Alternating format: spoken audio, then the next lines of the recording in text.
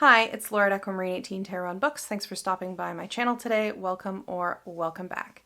This is AVR to my friend Liz over at West Star Tarot, who created a video on small decks, large decks, square decks, round decks.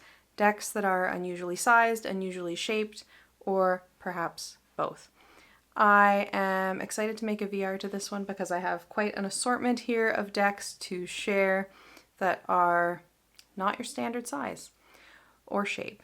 So what I thought I would do to start would be to share with you my smallest tarot, smallest oracle, largest tarot, largest oracle, and then go into kind of unusual dimensions and shapes from there.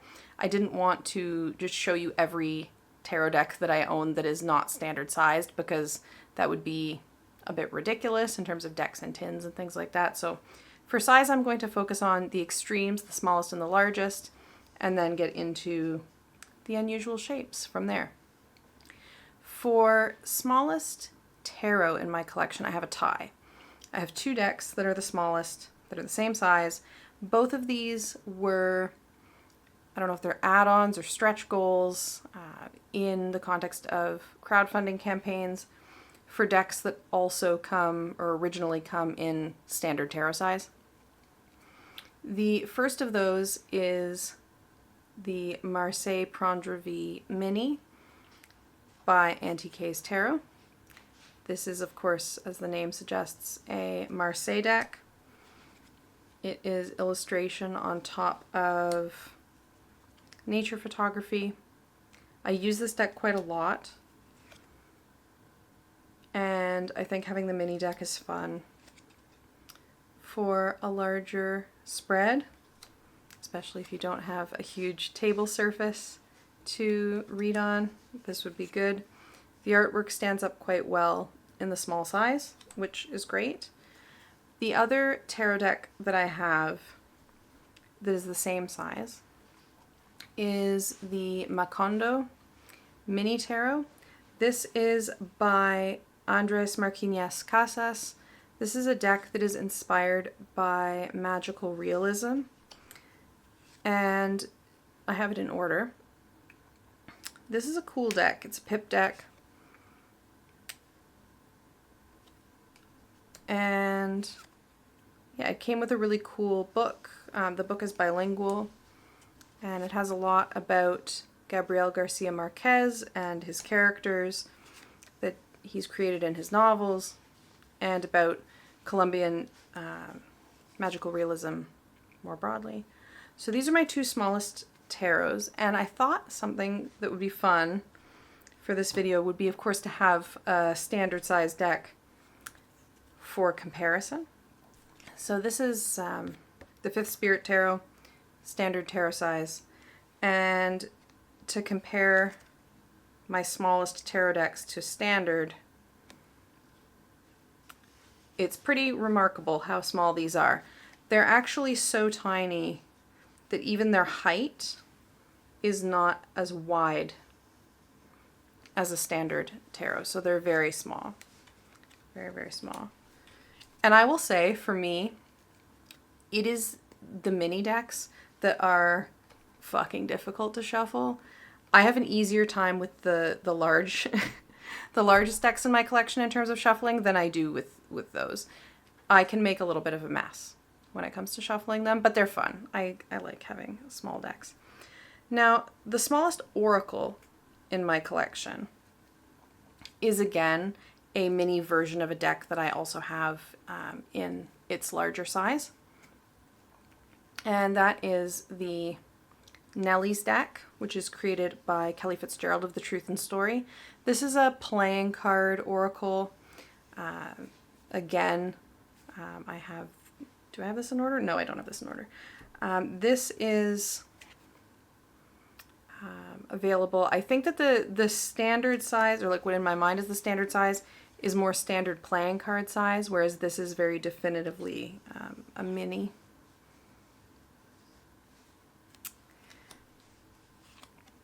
It is a little bit larger, actually, than those two tiny tarots.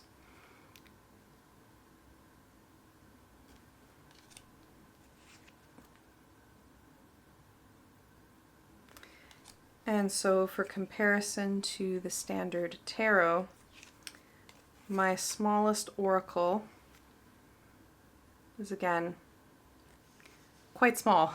So those are the smallest decks in my collection.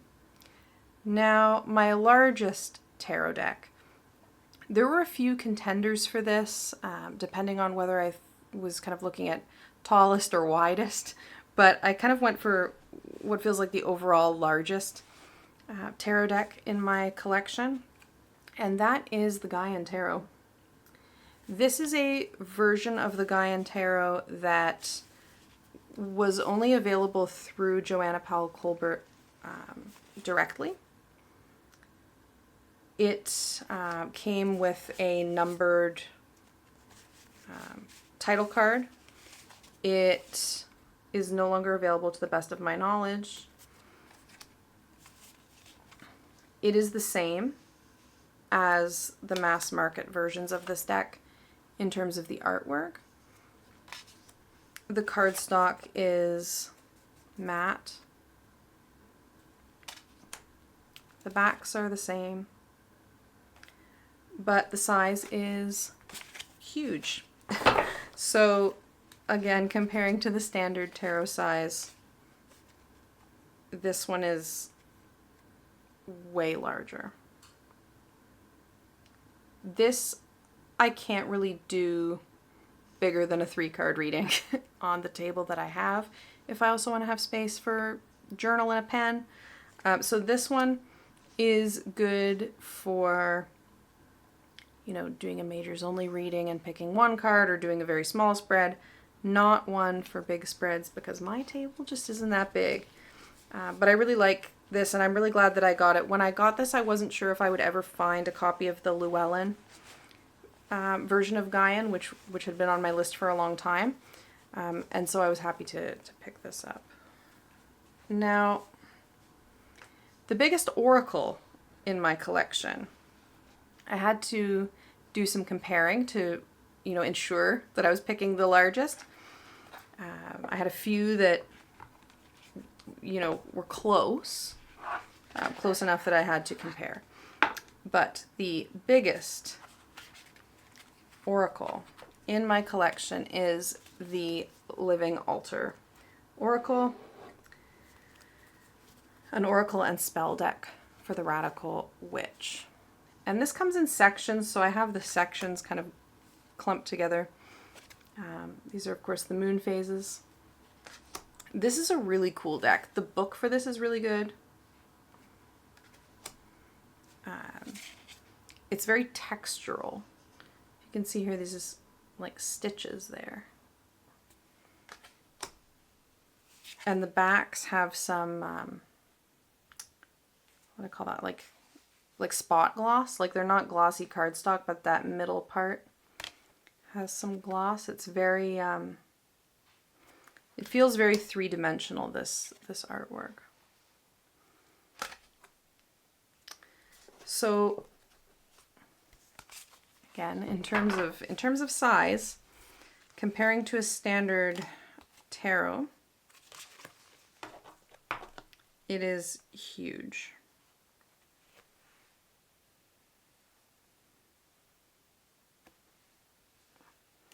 I don't know why I'm comparing it to my hand. You have no idea how big my hands are. Hands come in a variety of sizes. I'm not sure that comparison was particularly useful, but it's big. So those are my smallest and my largest tarot and oracle. Next, I want to show some decks which are rectangular but are a bit unusual in terms of their dimensions. I have a few decks in my collection from Il Meneghello, and if you're familiar with Il Meneghello, you know that these are decks that are, small batch, numbered, artisan tarot decks. And the 3 that I have are all unusually sized for tarot. One is a mini deck. That's the mini Tarocchi Gatti deck. I'm not sure if this comes as a larger deck or not. but it is a majors only little cat deck.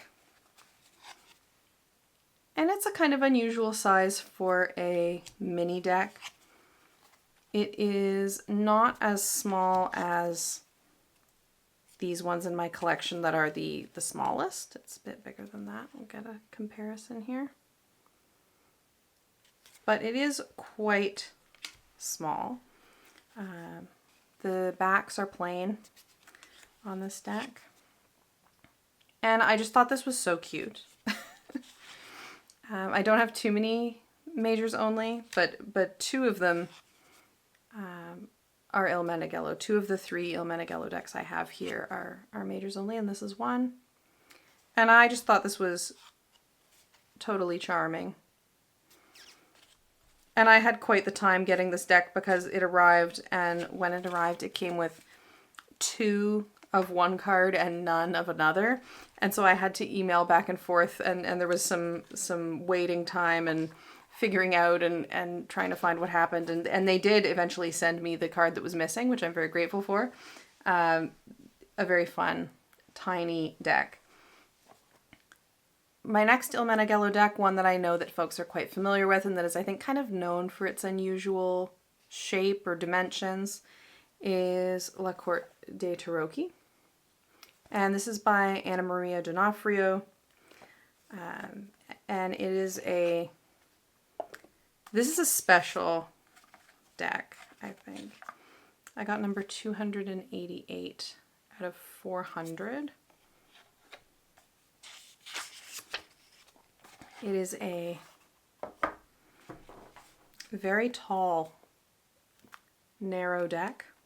So to compare to the standard, it is taller, of course, and substantially narrower than standard. It's an unusual one to shuffle. It's not impossible. It's very thick. It's a cardboardy to hold. But I do use this, and I enjoy laying out readings with it. There is something about this that is just quirky and, you know, a little bit funny and charming, and it has very expressive faces. And I like the muted color palette a lot.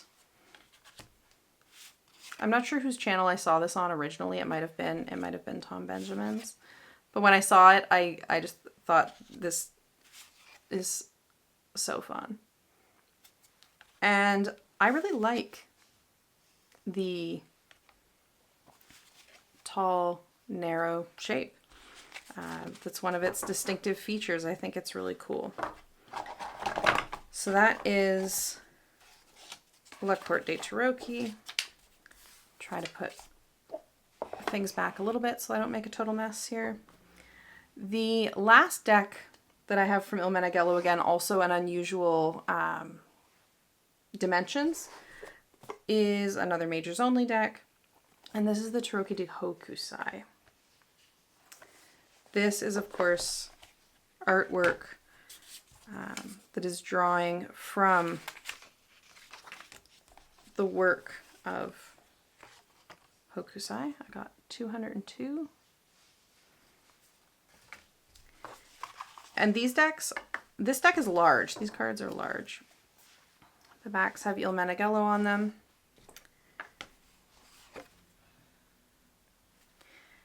And I have used this for things like choosing a card of the year. Or, you know, in spreads where a position specifies to draw a major arcana card. This is a cool one to have like as a focal point in a reading. It's really bold and colorful. And of course, very tall and large. So compared to the standard deck, it is wider and way taller.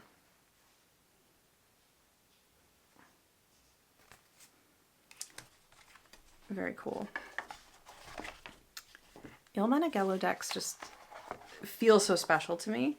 I'm really glad to have a few of them in my collection.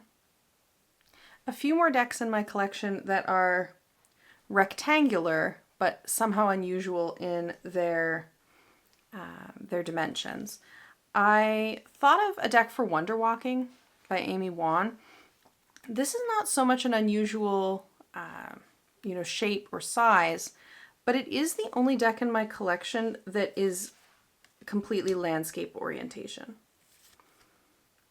You can see all of the titles are at the bottom here for all of them. They're probably not going to show up that well because it's white. It's white font, but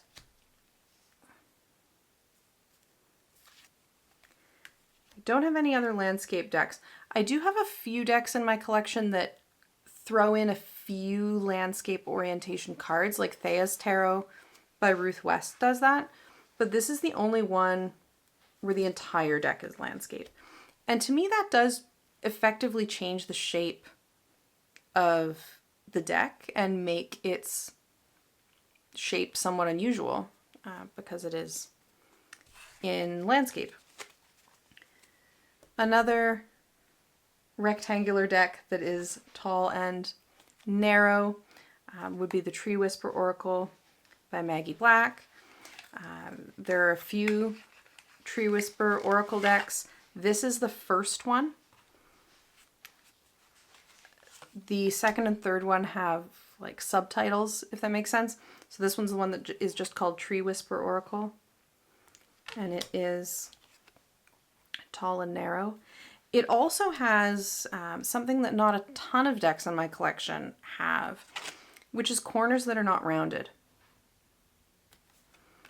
I feel like most contemporary decks anyway come with the rounded corners, and this one does not. Of course, you could round the corners with a corner rounder if you wanted to, but I am not going to do that. So that's a cool rectangular deck. Just to compare, it is not that much narrower than a standard tarot. It's close, but it is substantially taller. And I find this, to be a very easy shuffle if you're used to shuffling a standard tarot. This is close enough for me that it's pretty straightforward. So that is the Tree Whisper Oracle.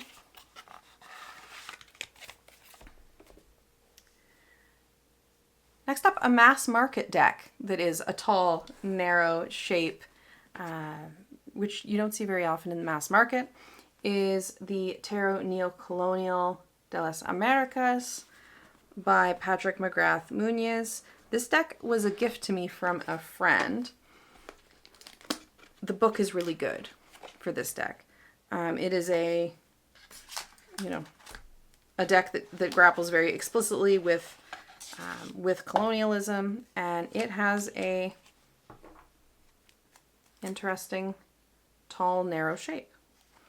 It has multilingual titles at the bottom.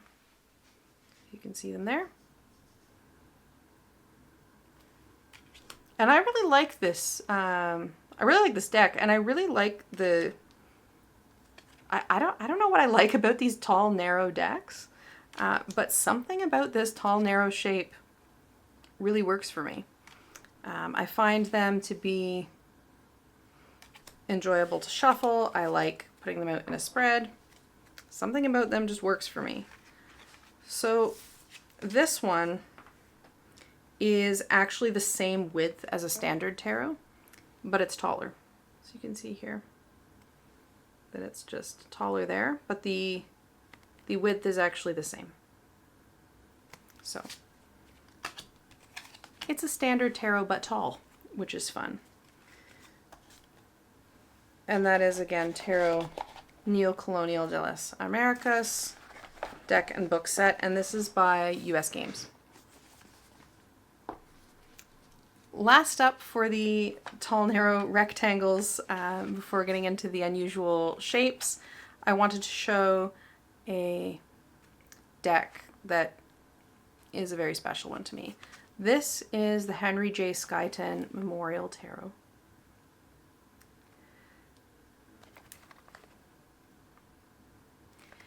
And this deck, to the best of my knowledge, is absolutely not available. I'm not sure to the extent to which it has ever been available. I got this from the creator directly. This is by Colin, who also created the Ocean Dry Tarot. The Ocean Dry is a standard tarot size, and it's on Game Crafter. This is a tall, narrow deck. And the concept of this deck is that it is the deck that is owned by Henry. Henry is young. His dates are here. And Henry has drawn all over his deck. So every deck, every card, the front and the backs are different. So they've been drawn on, they've been scribbled on. They have journal entries on them. You know, they have all different colors. It is identifiably a tarot if you know what you are looking for in the deck. So it does have numbers, for example. There's card 7, the Chariot, 8, 9, and so on. And again, all the backs are different. 10 for the wheel. A very unusual deck, a deck, you know, truly like no other. And that is the Henry deck.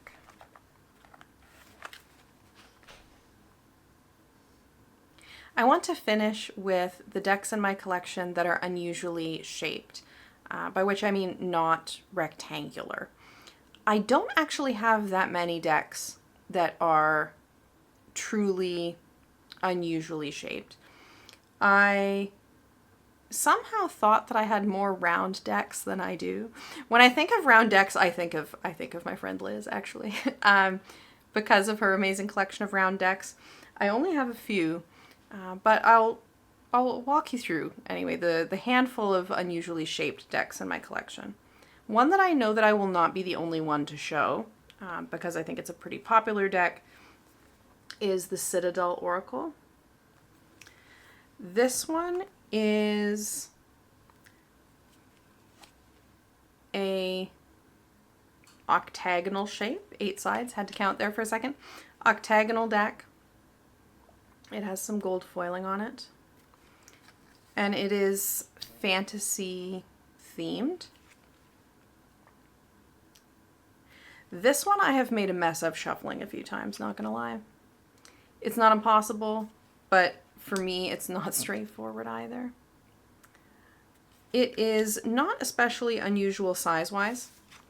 To compare to a standard tarot, it is pretty much the dimensions of a standard tarot minus the corners.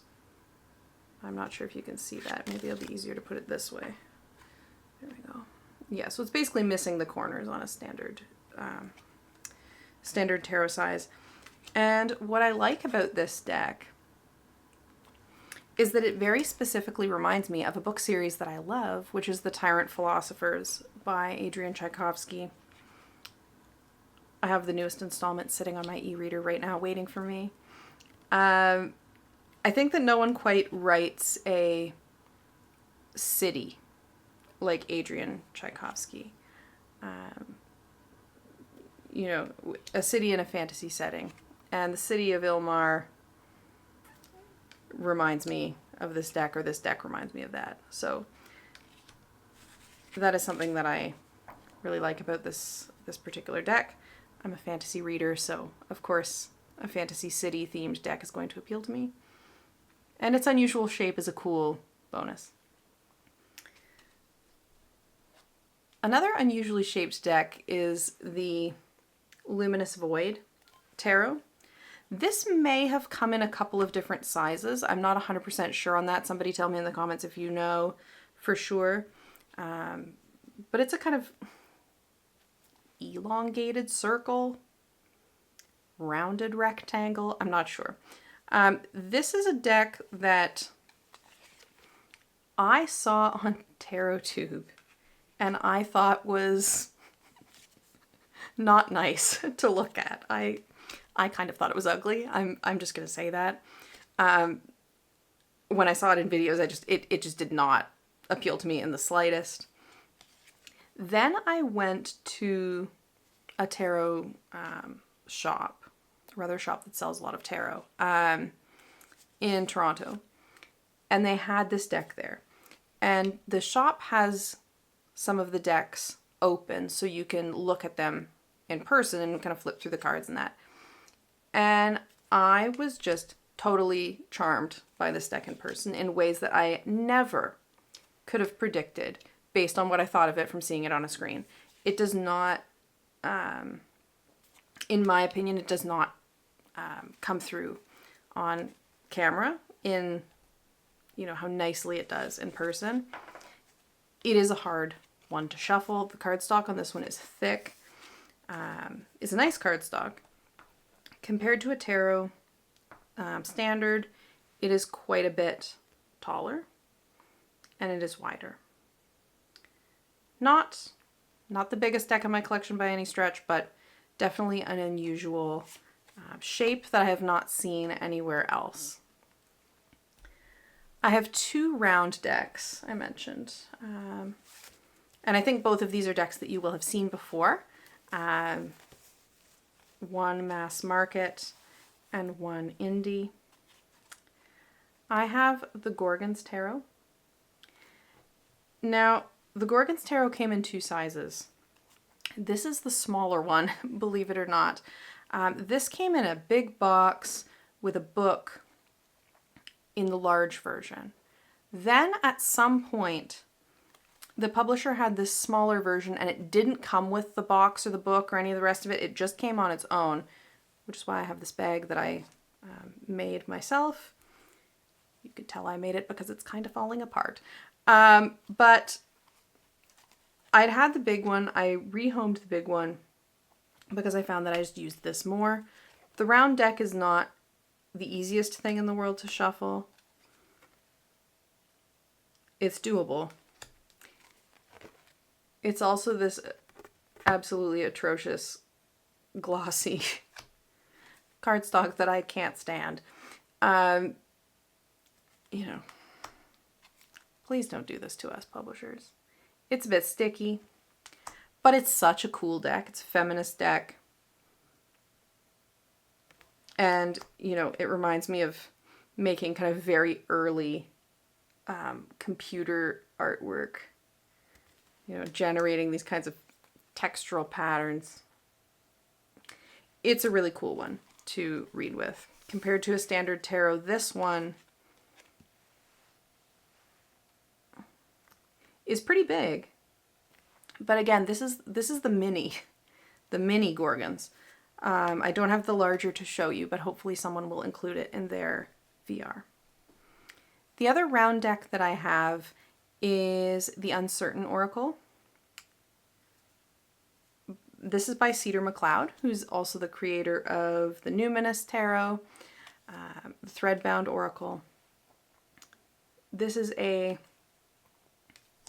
watercolor oracle that just comes with a single keyword on each card. I really like this deck a lot. This deck is lovely to shuffle. The cardstock is linen, but it's not a very, very textured linen. It's just subtle.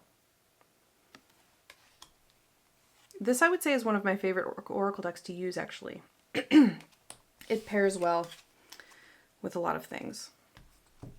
It is way smaller than the Gorgons.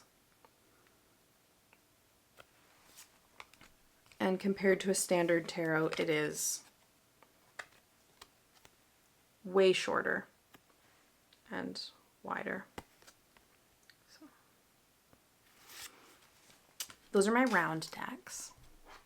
I feel like I should add more round decks to my collection. Not that I'm going to pick up a deck just for that, but round decks are cool. 2 more decks to show you. I have 1 hexagonal deck and 1 square deck. So, hexagonal deck. And I have 2 of this. I have a mini version of this as well. Is the Journey Oracle by Kelly Fitzgerald.